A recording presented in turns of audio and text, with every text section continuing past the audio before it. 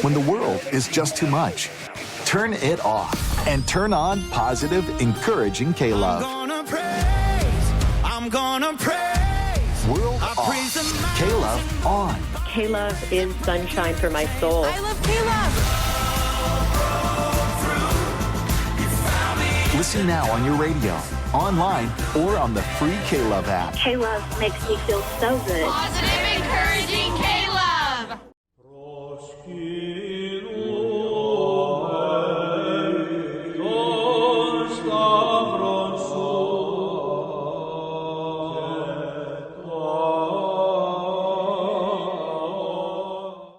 Thank you for listening to The History of the Papacy. I'm your host, Steve. I want to quickly mention that I have relaunched Beyond the Big Screen podcast as a part of Scott Rank's new podcast network. I really think you'll enjoy this podcast series. I'm going to give you a couple of teaser episodes in this feed of that kind of overlap with papal history. But I think you'll see that we have a lot of really interesting conversations with podcasters, artists, authors, and all about the background history of movies and just really interesting stories. So I would definitely appreciate it if you gave that podcast a chance. Also, if you get a chance, I'd love for you to leave a rating and review of The History of the Papacy on your favorite podcatcher of choice and Apple Podcasts. Now, we are, of course, back on Patreon at patreon.com/history of the papacy. There's 4 tiers: Antioch, Alexandria, Constantinople, and Rome. There's so many benefits at each one of these levels. And as in traditional Christianity, the diptychs were the lists of bishops who were commemorated, and for as little as 10 cents a day, you can join this list. 10 cents a day. You can't even get penny candy for 10 cents. I've tried. You can't. But you can support this show and really help the whole thing, this whole operation, keep going. Today, we have a few new patrons to add to the History of the Papacy diptychs. At the Antioch level, we have Matt, and we also celebrate at the Antioch level, Catherine. Thank you so much, Matt and Catherine, for your support. And let's commemorate the patrons on the History of the Papacy diptychs. We have Roberto, Joran, William, Brian, Jeffrey, Christina, and John at the Alexandria level. We have Dapo, Paul, Justin, and Lana, all of whom are magnificent at Constantinople and reaching that ultimate power and prestige, that of the See of Rome. We have Peter the Great. This is our first episode in our Summer of Scholars series, or Winter of Wisdom if you live in the Southern Hemisphere. We're going to talk with scholars of all different stripes and backgrounds about some of the things that they're really particularly interested in concerning the history of the popes of Rome and Christian Church. Today we are joined by multiple-time guest Professor Andrew Mesmer to talk about the Protestant Reformation in Spain. Who knew there was such a thing even existed in that most Catholic of nations? Look for many other great episodes from scholars right from the Academy. Thank you so much for listening.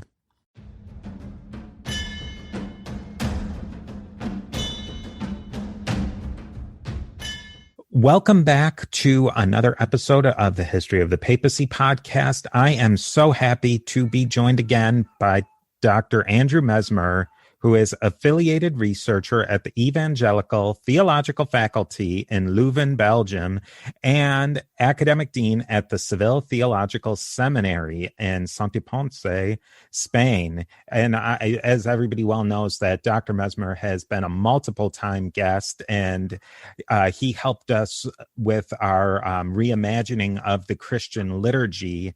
Today, we are going to have this as sort of a part one of a 2-part episode on the Reformation in Spain, which is a topic that I know I didn't know a lot about, and it's something that I just didn't think was even a thing, but and now I'm really glad that I know that it's a thing. And Professor Mesmer also gave us an awesome 2-part series on the theological idea of justification. So today we're going to talk about this really fascinating and not so well-known subject, the Reformation in Spain.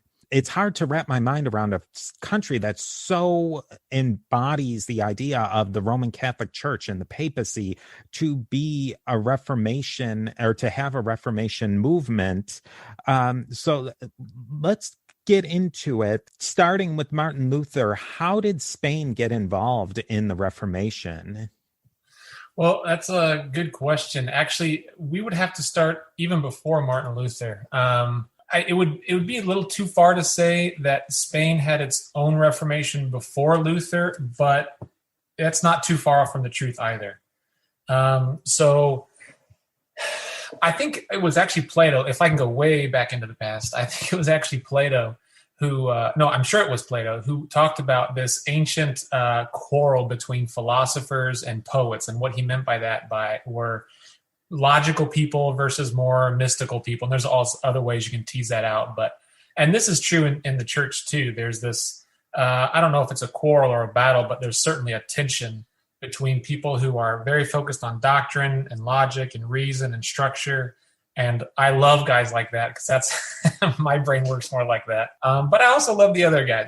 I've been on the show before. You say I'm a generalist and I am a generalist. There's room in my heart for both of them, but there's this other kind of mystical tendency, more emphasis on communion and on an immediate instant connection with God. And if we evaluate pre-Martin Luther Spain in the light of this kind of dynamic between these two types of people, Spain was experiencing kind of a mystical movement. And some of your hearers may know of the mysticism of 16th century Spain, like Teresa of Avila or John of the Cross. Some of their writings are more well known even in English speaking circles. But so there's this in the 15th century Spain, there's kind of this mystical movement, and there's one big umbrella term. In Spanish, it's called the alumbrados, which we could probably call them like something like the enlightened ones or the illuminated ones or something like that. And within this broad movement, there were two distinct groups. Maybe I shouldn't say distinct groups, but there were two tendencies. And one was considered more of an orthodox tendency, and one was considered more of a non-orthodox tendency. So just let me throw out a few terms, and I'm not trying to confuse anyone, and I won't use these terms a lot, but just so everyone can, if anyone's interested, and that way I feel better too that I've said all the words. So we have this group, this enlightened group called alumbrados, and then the more orthodox group were called the recogidos, or you could probably think of them as like or an English word would be like those who are enraptured, just like caught up, and then the dejados, and that would be like the abandoned people. And the enraptured group was considered more orthodox, and the dejados, the abandoned, they were considered more unorthodox. So all the alumbrados, all of the enlightened, they had basically the following characteristics in common. They preferred the internal and the personal over the external and the communal. So it was kind of this mystical movement of, you can kind of think of it like my relationship with God and not our liturgical relationship, our ecclesial relationship with God. It was a mystical movement. So interestingly, this was predominant within what's called the converso community. So the converso was anyone who was of a Jewish background. So in 15th century Spain, at the end of the century, the king and queen of Spain, they made everyone either become Catholic or they had to leave the country. And so there were a lot of people left, but there were also a lot of mass conversions. And some of them were genuine, some of them weren't genuine. We won't go into that. But those who were of Jewish background who came into the church, they were some of the real force behind this alumbrado movement, this mystical movement. And so they had a strong emphasis on scripture, on having a personal relationship with God, on mental prayer, which was actually a big thing back then, to like pray without speaking out loud, and the approved prayers, but just to kind of mentally have not a conversation, but to address God. And then there was also this movement to kind of like disdain church ceremonies, to disdain even the hierarchy, and to exalt the personal experience. So that was what both groups had in common. But like I said, I forget how I translated recogidos, the enraptured ones. Yeah. So the enraptured ones, they didn't pose that much of a threat to the established church. And so they were never condemned by the Inquisition. One of their key figures, his name was, and I'll try this, I don't know if I should say it in Spanish or not, but it's the Francisco de Osuna. Francis of Osuna, he wrote this book called The Third Spiritual Alphabet.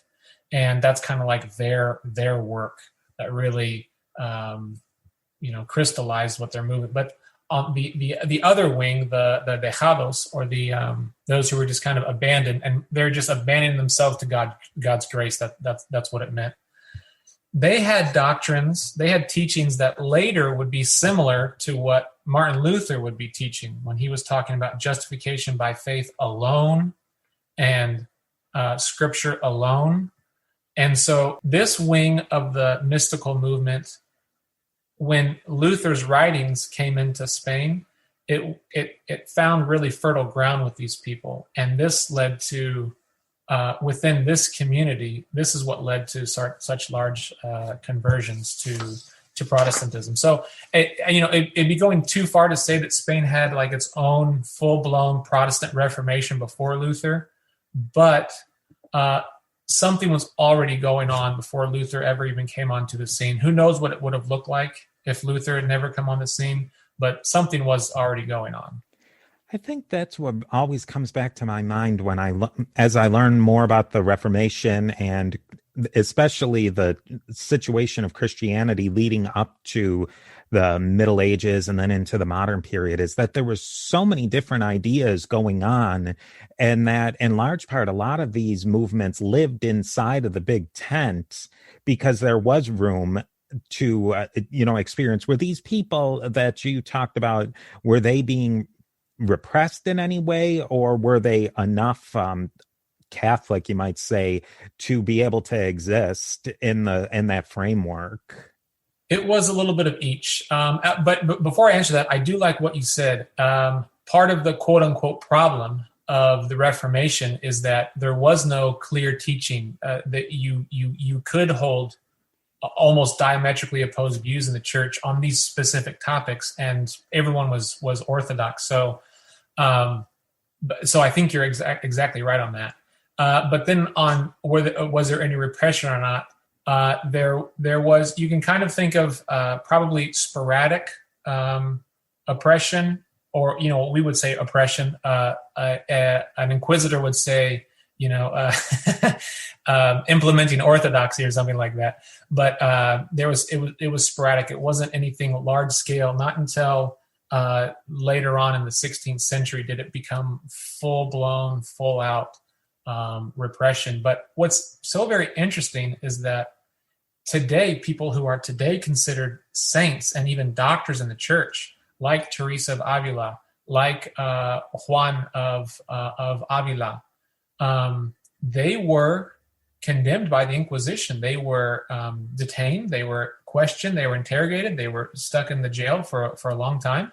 And then only later were they freed. So the Inquisition wasn't, it was even just the accusation that you may be a little bit heretical, even that accusation, whether it was heretical or not, that could get you in trouble. And so really everyone suffered from the Inquisition. And wasn't it with the Inquisition that really like hardcore persecution was a certain section of it, but there's also you can sit down with the local priest and say, hey, you know what, Bill, what you said was a little unorthodox. Maybe you could brush up a little bit on this area. And there seems to be a line between that there's correction and then there's putting people in stockades. And yeah, again, you have to go case by case with that, but because that is true. I mean, on the one hand, you read some of their writings and you're empathetic with them. Okay. Yeah. You're empathetic and you see, oh, all right, they're trying to reason with them and trying to get to the bottom of this and all that. But on the other hand, I mean, it really was, there are so many cases of you are guilty. We have all of the power and you have none. And prove your innocence. And it was just, it was a bad situation to be in Spain at that time. Moving on, what was happening in the University of Alcala? And everybody, please forgive my Spanish pronunciation. I try. But what did that play in the first stages of the Reformation in Spain? Okay. So now we're early 1500s, and this is still before Luther. There was a important church figure. His last name was... I guess you could say Cisneros. We would say Cisneros. He's the one who started the University of Alcalá. And he started in 1508. And he was in charge of that huge, massive project to publish the Bible in its original languages. Everyone gives Erasmus the credit, but actually he had his Bible printed before. The church just said, you can't distribute it until Luther distributes his. But it was a massive project. And he had an idea to reform the church at various levels. So he wanted to translate medieval works from Latin into Spanish.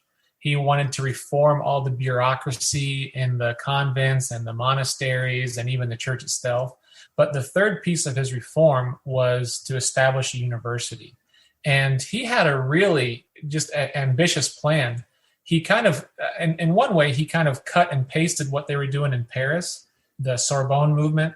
He kind of was looking over there to see how they were doing things and implement it in Spain. But his program was even more ambitious. So on the one hand, from the Sorbonne, what he did is he took what's called the three ways. And the three ways were the three dominant ways of approaching theology in the Middle Ages, at the end of the Middle Ages. So you have Thomism, you have Scotism, and you have nominalism. I'm not going to bore your listeners with all of the ins and outs, but basically you can think of, he was trying to bring liberals and conservatives, traditionalists and progressives, really itty-bitty detail-oriented people and really big picture-oriented people, trying to bring them all together. And that's in part what they were doing at the Sorbonne, but what he also did was he also made room for these mystical movements. So, Franciscans were there, and we find the Alumbrados, the enlightened people there. And it was just this huge conglomeration of people from all sorts of different backgrounds studying at the same place. Now, this proved too broad of a vision to endure, unfortunately. I mean, that really resonates with me. I like to think of that. Maybe I'm an idealist, but after Trent, in the 1540s, the school is going to take a hard turn right and basically become a Tridentine school is what it's going to become. But before that, very open, lots of movement, lots of different thoughts, lots of different influences. And he was trying to bring them together to produce new thought, new ideas, new works. And part of the key to this was, in all of Europe, Erasmus was the most celebrated in Spain. He was the most warmly received and just beloved there, but he was also probably the most hated. It was just he really divided scholars and even laymen over what do we do with Erasmus.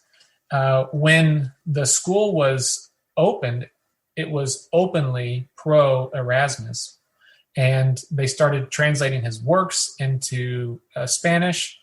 And his most important book, it's called the Enchiridion, which is available in English, I'm sure, that was translated in 1526. And the following year in 1527, there was a conference held, and it was a conference on should we let Erasmus in Spain or not? Should we let his works in Spain, or should we just prohibit them? And your listeners may be aware of the famous index or the indices that were of prohibited books. That was a big thing. I don't know if the Catholic Church still does that or not, if they still have an index of prohibited books. Do you know? I think they are. Was that something that may have gotten rid of or been taken away in Vatican II?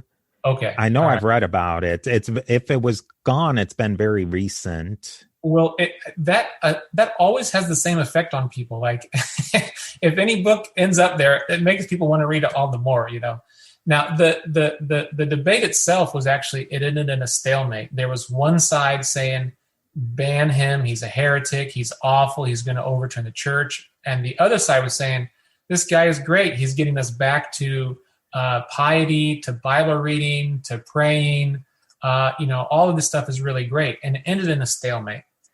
But the very fact that the conference was held, that was a real foreboding sign of the future of Erasmus in Spain. So just one more concluding note as to why this university was so important. Pretty much all of Spain's reformers were studying here in the mid 1520s to the early 1530s. I mean, it was even just within the period of about a decade that all of Spain's, certainly the first generation, and even some people that made it or influenced into the second generation, they all came from here. So I'll spit out some names here. There won't be a test on this, but in case anyone's ever heard of this, Juan de Valdez, very well known. He's considered Spain's first reformer. He ended up moving to Naples and became a huge reformer down there. A couple of guys who aren't as well known, Mateo Pascual and Pedro Alejandro. They weren't as well known because one went off into obscurity and the other one died suddenly in Seville. Then some big players, a guy by the name of Juan Gil. He's also known as Doctor Egidio. Big time guy, came down to Seville. We'll talk about that, I hope, coming up. His friend Constantino La Fuente and another friend, Francisco Vargas. Those are huge names in Seville in the Reformation. Juan Diaz, Agustin de Cazalla. All these guys were studying there at the same time, all of them getting they didn't all finish their degrees, but they all studied there. Some of them went on to get not just their bachelor's, but their master's and even their doctorates. And then some non-reformers, some non-Protestants, like people we've talked about, Juan of Avila, and the beginner of the Jesuits, Ignatius of Loyola. All of these people were studying here. Their paths were crossing, and from there, they go out to other parts of Spain. And now a word from our sponsors.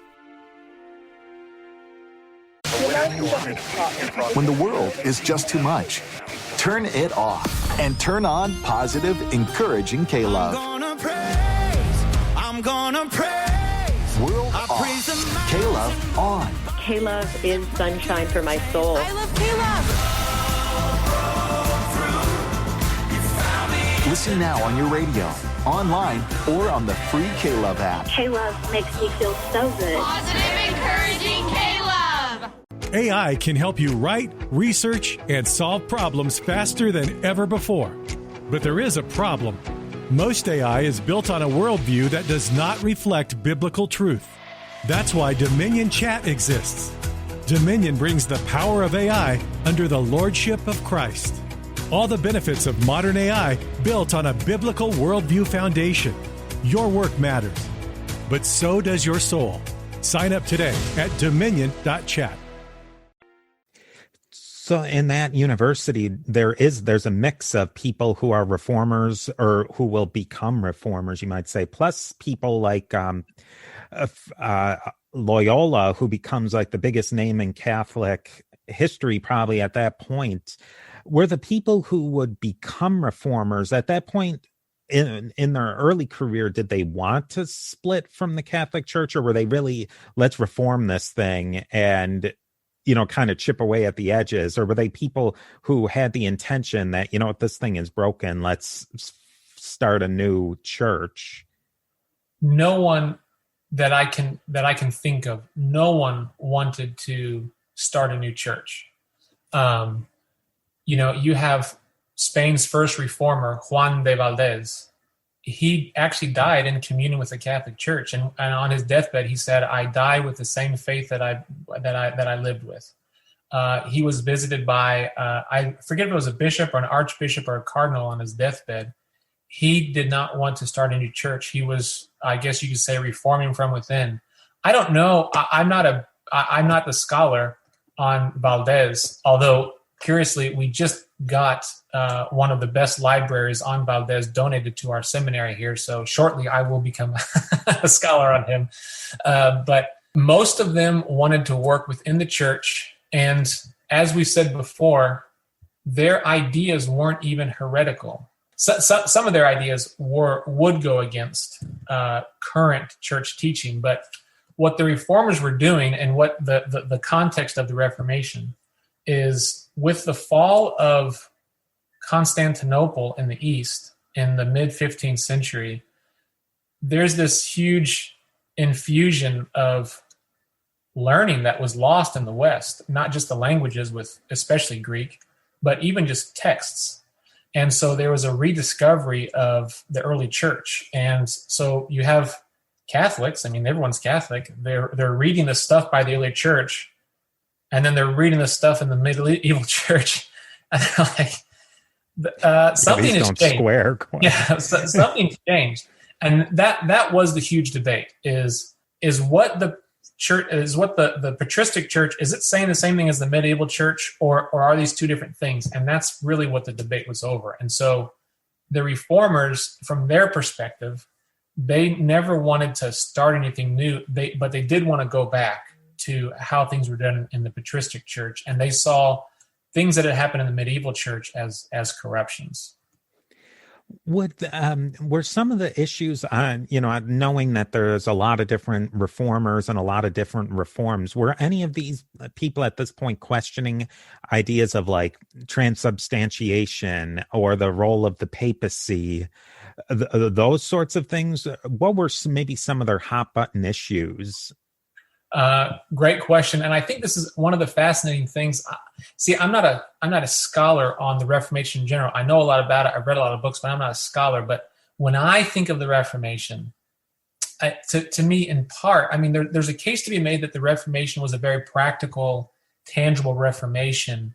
In other words, it had to do with things like images or no images, indulgences or no indulgences, things that people bumped up against week in and week out. But on another sense, the Reformation was a little bit theoretical. It was, imputation of God's righteousness to us, a justification by faith alone, or, the books in the canon. It was kind of like this a theoretical thing. But when we go to the Spanish Reformation, it was very tactile. I don't know if that's an English word or not. That's I'd say in Spanish.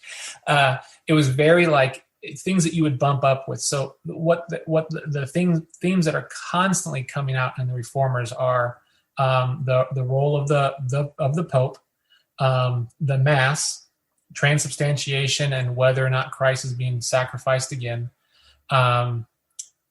images. And all of these really practical things. And so the way that they're writing, it's immediately applicable and it's immediately noticeable. It's in my church context, you can almost say anything you want when you're preaching, but if you want to move an organ or change the color of the carpet or whatever, when it's something someone can see. That's where the huge issue is, and that's what they were about. It was a very practical Reformation. When Martin Luther hits the scene, what does that do for them? When Martin Luther came, I think what he did for them was he gave them words, language, and a theological justification for holding to what they were already kind of gesturing towards in this kind of mystical movement, this Reformation movement. And what was different about Martin Luther is he came at the right time. He had protection, and he had the printing press, and this allowed him to write, and he also knew Latin. So he was given time to get his ideas together and then to publish them widely, which made it into Spain before his writings were prohibited. Not only him, but also Erasmus. So he maybe just made concrete and focused what was already happening in Spain. Let's talk a little bit about what was going on in Seville at the time, and what did that play in the second stage of the Reformation? And maybe you can explain a little bit about what the second stage is technically. Sure. Yeah. So now I'm talking about in the Spanish Reformation, the second stage. What we notice in Alcalá, and I never said this for your listeners, but Alcalá is right next to Madrid, so it's right in the middle of the country. That's where all of this was happening. But as time went on and Erasmus became more and more of a persona non grata, people could see the writing on the wall that he wasn't going to be favored there much longer. So there was a bishop in Seville who really liked Erasmus and really wanted to bring what was happening in Alcalá down to southern Spain in Seville, which is where I am now. And so he started getting some of the best minds and bringing them down to Seville, such that when in Alcalá you could no longer be friendly to Erasmus or to his writings or anything like that, you could be in Seville. So kind of one door was closing in Seville and one door was closing in Alcalá and one door was opening simultaneously in Seville. And not just in Seville, but some people went out to Paris as well, but we won't get into that. And this is where at least the Protestant Reformation continued. So he got some of the best people that I've already mentioned, people like Juan Gil or Francisco Vargas, Constantino de la Fuente, and Pedro Alejandro. But he got all of them and he put them in the cathedral and he put them in the major church there in Seville. And for about 25 years, from 1533 to 1558, a Spanish reformer was the canon of the cathedral. So it was half a generation of Protestant thought in there. And they went preaching all over Seville and the surrounding areas, especially in monasteries and convents and orphanages. And that's where, when things closed down in Alcalá, that's where things picked back up in Seville. Now, what role did Santi Ponce play in that second stage in the Reformation? And maybe even set us even geographically, where is Santi Ponce in relation to Seville and the other universities? Yes. So I said I'm in Seville, which is true. Seville is it's kind of like a state or a province. But I'm actually, the town that I'm in is actually Santi Ponce. In fact, if I could look out my window, I could see the monastery right from my window. Santi Ponce is just a small little suburb of Seville. In fact, it's within walking distance. They used to walk it all the time. Now you have to cross a little bridge, but it's and back in the 15th or 16th century, before they put in the interstate and all this, from the monastery you could see the cathedral, and from the cathedral you could see the monastery just right across the river. And so what was happening in the monastery, now there were two distinct things, what was going on in the cathedral, what was going on in the monastery, but they did have certain connections. And so as the people that I've already mentioned, as they came down from Alcalá, they started preaching, it caught the attention of people in the monastery. And this monastery is called, it's called the San Isidoro del Campo Monastery, the San Isidro of the field, I guess you could translate it, monastery.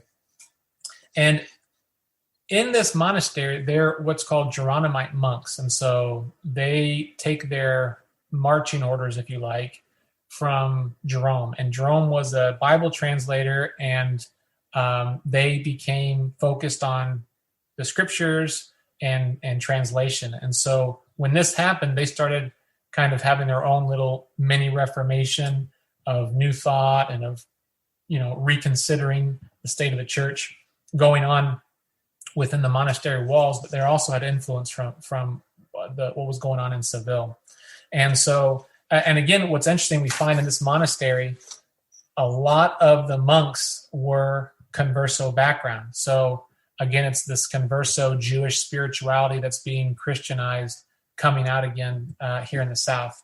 And this is where the really big names within the small world of the Spanish Reformation, this is where the really big names come from. So Casiodoro de Reina, Cipriano de Valera, and Antonio de Corro. Reina, he was the first one to translate the Bible into Spain, and he was the first one to translate the whole Bible from the original languages into Spanish. And then his fellow ex-monk, a few years later, took that and brought out a second edition. We have it in the other room. But these were all monks down here. And from what was going on in Seville and what was going on in their own monastery, half of the monastery became Protestant, and most of them ended up fleeing the Inquisition when the time came. Kind of circling back, do any of these people, were they thinking about, I think of like probably the first reformer that comes to my mind is Priscillian of Avila, all the way back in the 200s-ish. And he had a lot of ideas that are kind of at least reminiscent of these reformers. Did his name ever come up as maybe somebody that they looked toward? Well, this is something that for me is still very frustrating, because we are trying to reconstruct the books and the authors that these monks would have had access to in the 16th century, and we don't know what those are. Now, I have heard that there is one person, there is one scholar at the University of Seville who is getting ready to publish a book on all of this stuff. But from what my other friends tell me, he's been working on this book, he's been planning on publishing this for like 10 years now, and it still hasn't come out. So we're all waiting for him to publish what he's found. But that is a question that I have, because it's an extremely important question. Who they were reacting against, whose thought they were trying to deepen and to develop. That's a fundamental question. We just don't know. What was kind of the rest of the story for many of these people that we've spoken about? Were they able to continue going in Spain, or did they have to actually wind up leaving Spain to be able to further their careers? Yeah, this is where things get really sad. There was some writing on the wall. The Inquisition, the net was, slowly creeping up on the reformers. There were a few sporadic arrests. A really big name, Juan Gil, he was the canon of the cathedral. He was arrested by the Inquisition. I mean, that's kind of, it's like the president getting arrested or something like that. Maybe not quite that high, but I mean, something way, way up there getting arrested. Some people started leaving Spain because they thought that they could see, like I said, the writing on the wall. But things changed like that in 1577. There was some of the people that had fled Spain. They were allowed, obviously, in Geneva and other Protestant cities, they were allowed to write openly Protestant works, like they could translate John Calvin's Institutes of the Christian Religion into Spanish and try to send it back into Spain. And there'd be people who would risk their lives smuggling this stuff into Spain. If you get caught by the Inquisition at the border, which all of the roads there was Inquisition at all the roads. You'd be sentenced to jail, and you'd be found guilty, and you'd be killed. So one of these people, his name was Julianillo Hernandez was his name. And he was a guy who would bring in Bibles, and he would bring in by that time in the 1550s, it was Protestant material. And he would smuggle it into Seville, and he'd get it to the walls, and he'd have people working with him on the inside of the walls, and they'd use a rope system and get it into the city walls, and then he'd have to climb up there, and it was this whole, production. He accidentally, he knew the name of someone that he was supposed to give a book to, and more or less where they lived, and he gave the book to a person by that name, but it was the wrong person. They had the same first and last name, and he gave a book to them. And the guy that he gave the book to, he wasn't a Protestant, he was a staunch Catholic. And the book was a horrible book. I mean, especially if you're a Catholic, the book was a picture of the Pope kneeling before Satan. That was the cover of the book. So, not exactly well received by this Catholic. I can't imagine. He was obviously horrified at it. And he took it immediately to the Inquisition, because if he didn't, he would be guilty of, aiding and abetting Protestant material. So he took it immediately to the Inquisition, and this led to the Inquisition even finding out that there were Protestants in Spain. Up until 1557, they didn't know that there were any. There were around 1,000 in Seville, and another 1,000 in the north called Valladolid, and then probably another 1,000 scattered throughout the country. The Inquisition had no idea. And 1557 is the real turning point where, the hatchet came down. They caught this man. They tortured him. He didn't give up any names. He ended up being burned alive.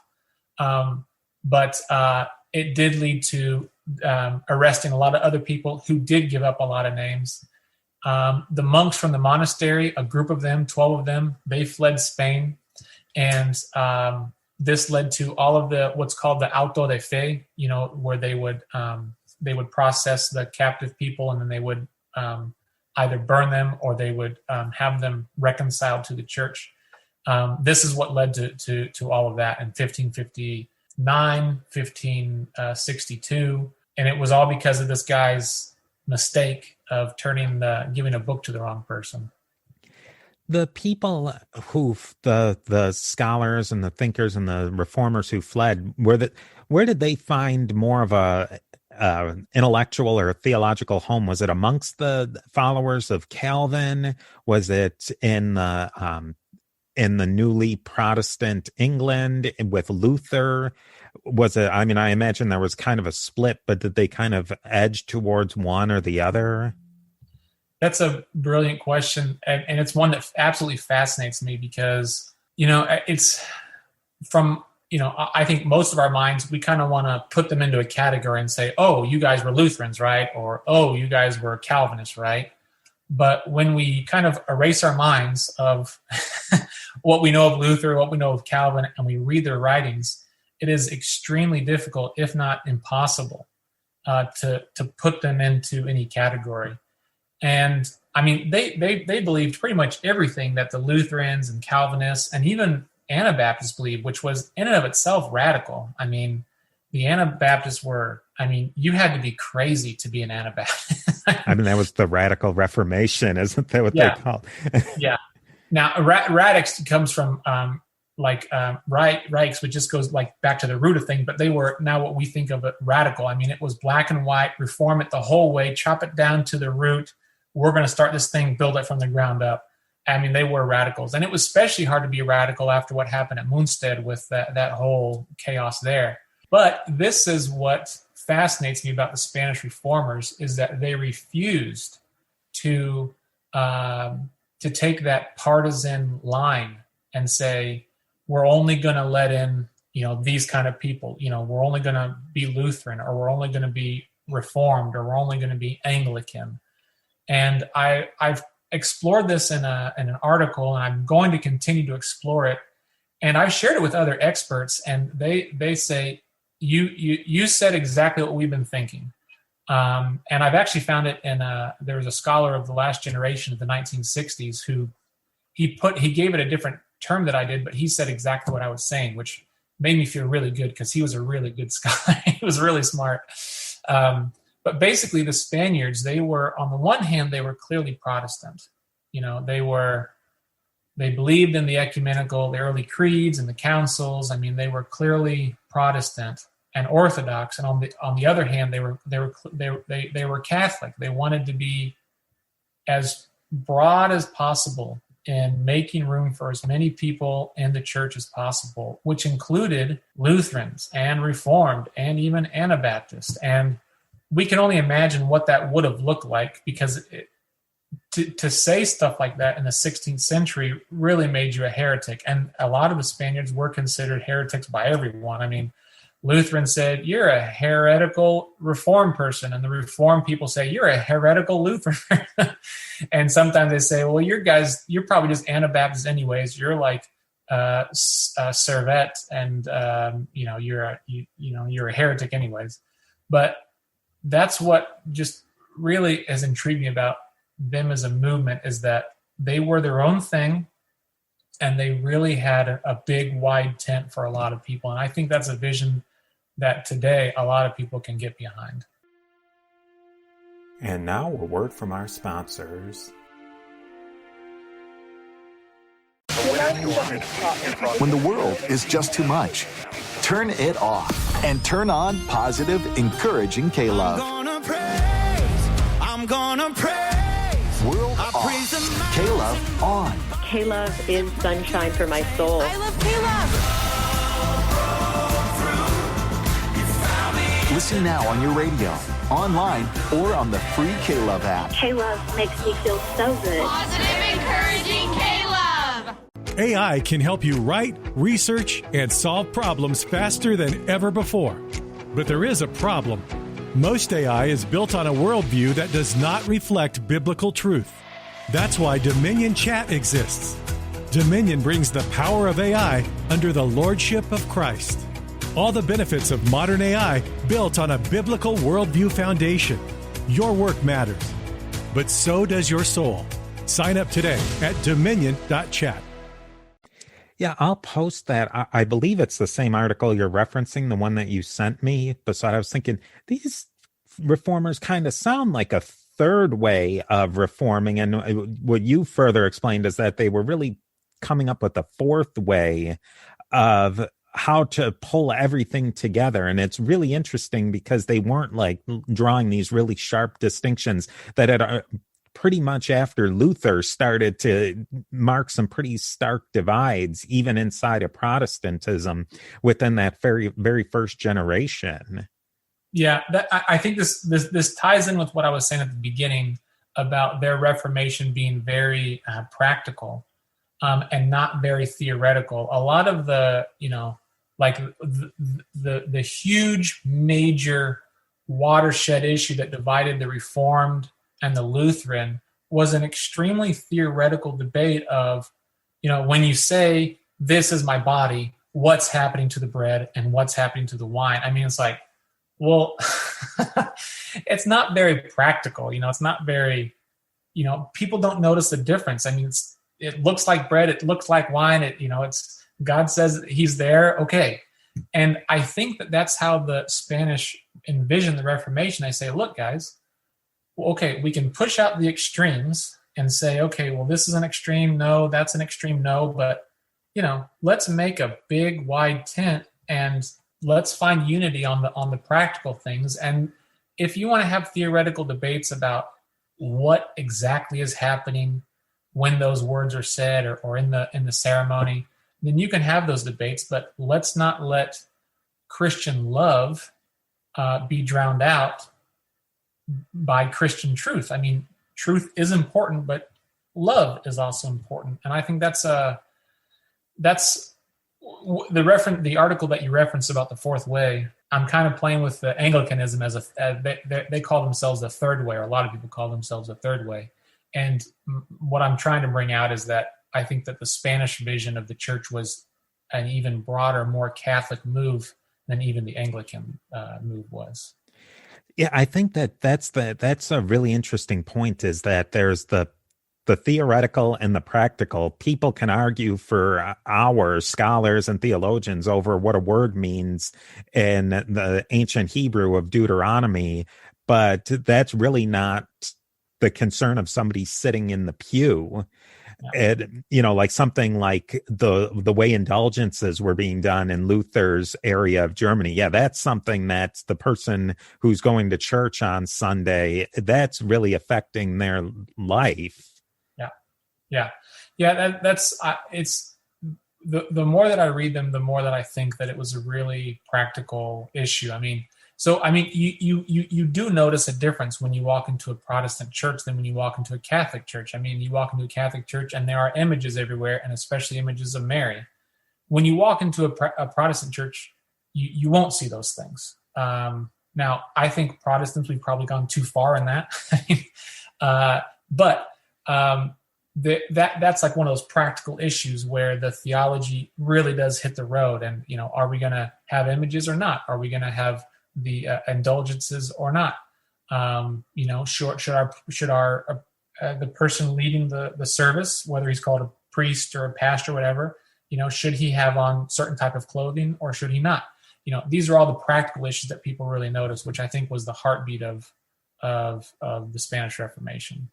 Maybe to wrap everything up, what wound up happening to the Reformation in Spain and Portugal after, say, the late 1500s into the 1600s, and sticking into that area, because I'm sure we could go into a whole conversation about more modern times, but really that post-Inquisition time? Basically, the autos de fe, the inquisitional parades and then the executions of the 1550s and early 1560s completely stopped the Protestant movement in Spain. Everyone had to either flee or live in secrecy that they were Protestants. And the Spanish put up huge walls, not physical walls, but diplomatic, economic, social walls to stop anything Protestant from penetrating into Spain. We know stories of people trying to send things into Spain, almost never successful. The Bible, he says in his preface, he says, "I'm translating the Bible into Spanish so that people in Spain can read it." That's why he was doing it. We have almost no record of any of his copies being in Spain. The Reformation had almost zero long-term impact, and that it was like that for, I guess it would be 300 years, a little over 300 years. Within Spain, Protestantism was kind of this boogeyman of, you don't want to be a heretic, so be Catholic, don't be a Protestant. And it was kind of this boogeyman. But Spain was completely Catholic until 1868, 1869, when, because of a war, Protestant missionaries started coming into Spain again. So it was, looking at it from that perspective, the Inquisition was very thorough and very effective in their job in making sure that Protestantism didn't have a voice in Spain. I guess one last thing is, did any of that, because Spain is obviously one part of Spain, but in this time period, Spain was spreading out all over the world. Did any of these ideas seep in at all, or is there any evidence, at least, that some of these people went to anywhere in the New World? In the New World, there is that's a tricky question. Okay, so it's a little tricky. So, like, if we don't say, Protestant and Catholic and put a really stark line, but maybe put more like a spectrum, there were some Catholics who were looked on favorably by Protestants. So a guy by the name of Bartolomé de las Casas, I don't know if you've heard of Las Casas, but I don't know if he was the first bishop in a certain city in Mexico or not, but he was he's well known for his defense of the Indians and their rights as human beings and not to be treated as subhuman in any way. He was looked on favorably by Spanish reformers. They would speak well of him. Some not Protestant, but maybe you could say some evangelicals or some type of an evangelical Catholicism came to Mexico. And we do know of one person in the early 1600s. His name was Juan Avendroet.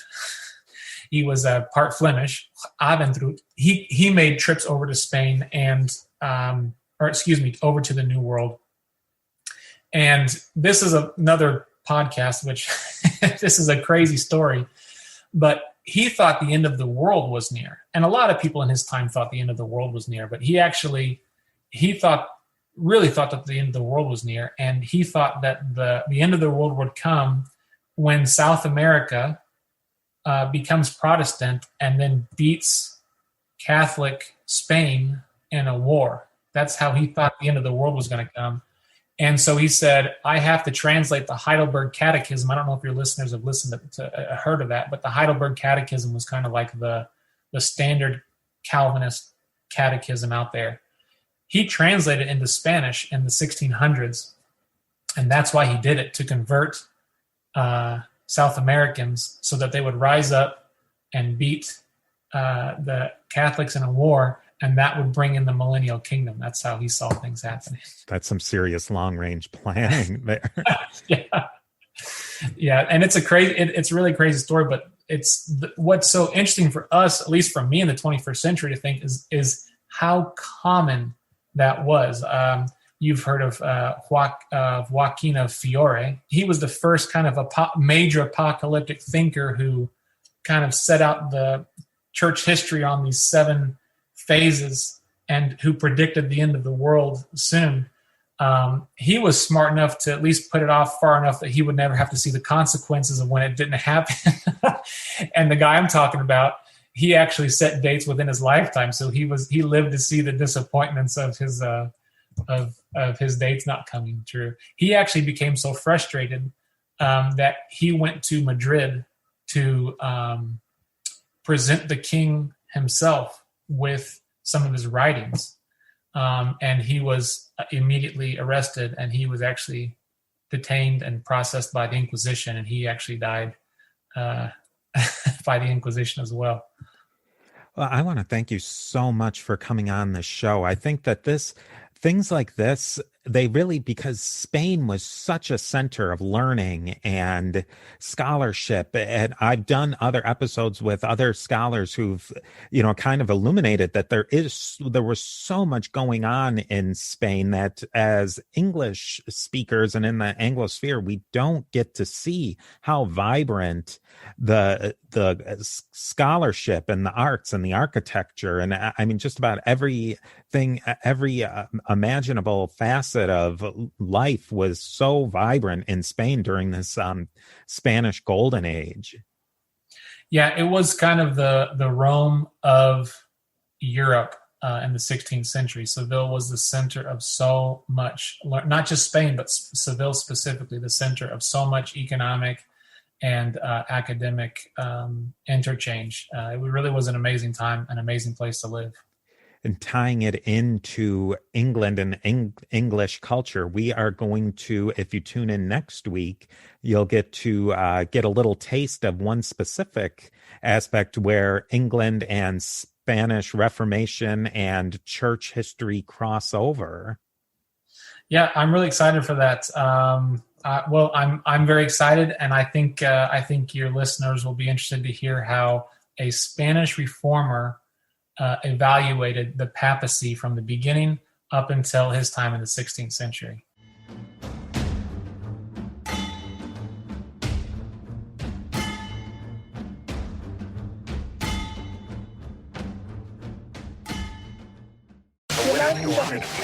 When the world is just too much, turn it off and turn on positive, encouraging K-Love. I'm gonna praise. World off. K-Love on. K-Love is sunshine for my soul. I love K-Love.